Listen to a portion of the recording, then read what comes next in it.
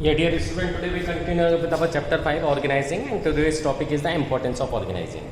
So performance of the organizing function can lay for the very stronger foundation for any business enterprise and the smooth transition of the business enterprise into a successful business enterprise. So organization of the man, material and resources is very necessary, and organization plays very important role in the functioning of the enterprise.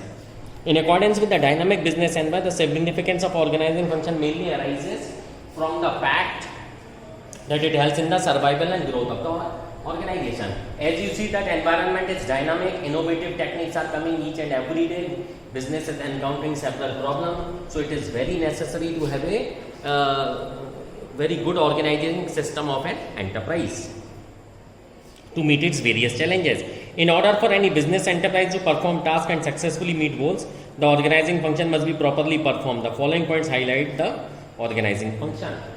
So first is benefits of specialization.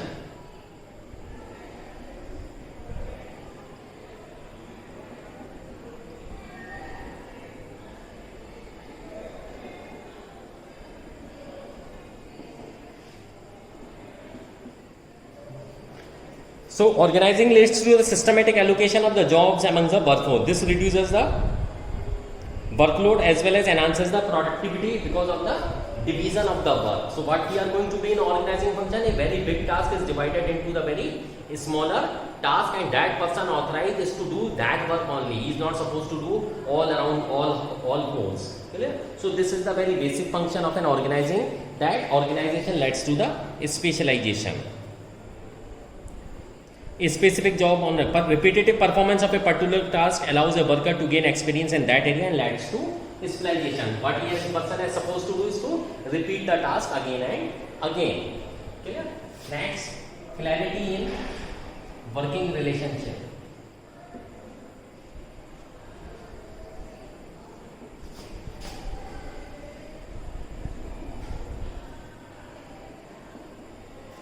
Once the tasks are assigned in a very specific and clear cut way, there is no ambiguity with regard to that who is going to do the what work, and we have already discussed about the reporting relationship. Who is going to report to whom? The subordinates of the purchase officer are going to report to the purchase officer only. They are not going to supposed to report to the sales manager. So in this way, when there is a total clarity in the working relationship, there is no ambiguity, there is no doubt and confusion and chaos in doing this work.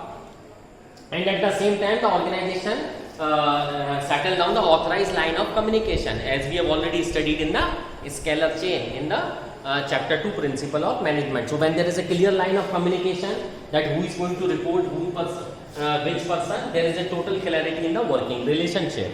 This removes the ambiguity in transfer of information and instruction. It helps in the creating a hierarchical order and thereby enabling the fixation of responsibility and specification of the extent of the authority. When you know your lines of communication, that I have to communicate to these people only, the communicating person know that I have to report to this person only. So there is a total clarity in working relationship, and this is going to remove the total ambiguity in doing the work. Third is optimum utilization of resources.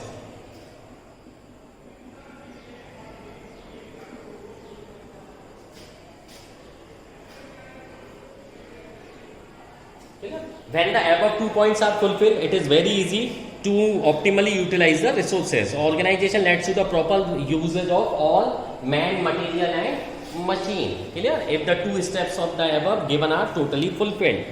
The proper assignments of the job avoids overlapping of the work and also make possible the best use of resources. Avoidance of duplication of the work helps in preventing confusion and minimizing the wastage of resources and efforts. Clear? So third point is also very important. Now see the next point, adaptation to change.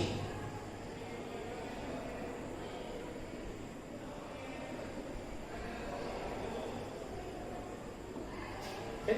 Now this is again very important step while doing the organizing, adaptation to the change. We have to totally open our minds to the coming changes. Why? Because environment is dynamic, it's continuously changing. The process of organizing allows a business enterprise to accommodate changes in the business, and it allows the organization structure to be suitably modified and the revision of interrelationship amongst managerial levels to pave the way for a smooth transition. Right now, the central government has announced that we are going to ban the single disposable polythene by July 22.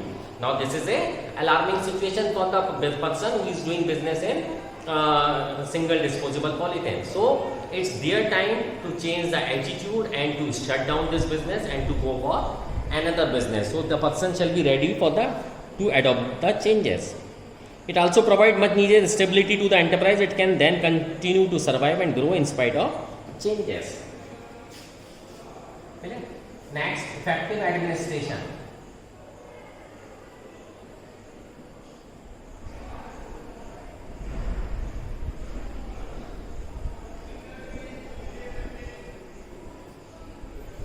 Now, organizing provides a clear description of the jobs and related duties. This helps to avoid the confusion and duplication. Clarity in working relationship enable proper execution of work.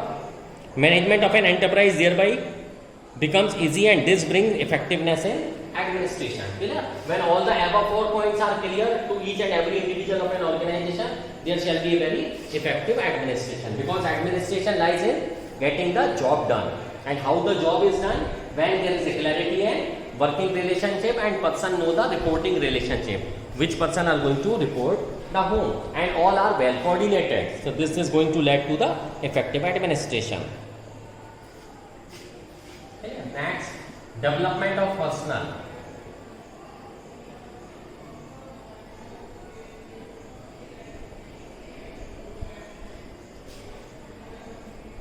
Now, organizing stimulates creativity amongst the manager.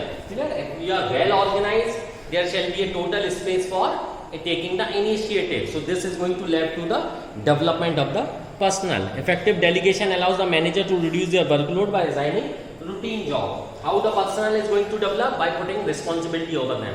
And how it is possible? When there is a proper delegation of the authorities and decentralization in the organization. Without decentralization and delegation of power to somebody else, you can't diversify yourself or can convert your company into a very big company. Reduction in the workload by delegation is not just necessary because of limited capacity of an individual, but also allow the manager to develop methods and ways for performing the task. It gives them the time to explore areas for the growth and opportunity to innovate thereby. The moment you are not going to give opportunity to your juniors, subordinates, they are not going to show your talent.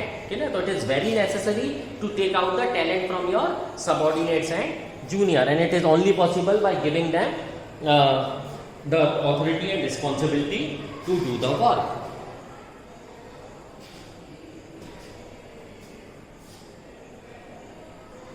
It gives them the time to explore areas for the growth and opportunity to innovate, thereby strengthening the company's competitive position. When you assign the task to your employees, delegates them the power, the inner potential of the employees will come out.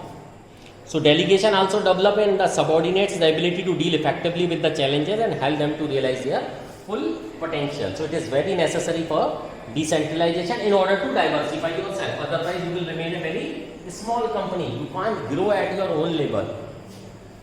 Okay. Next and last is expansion and growth.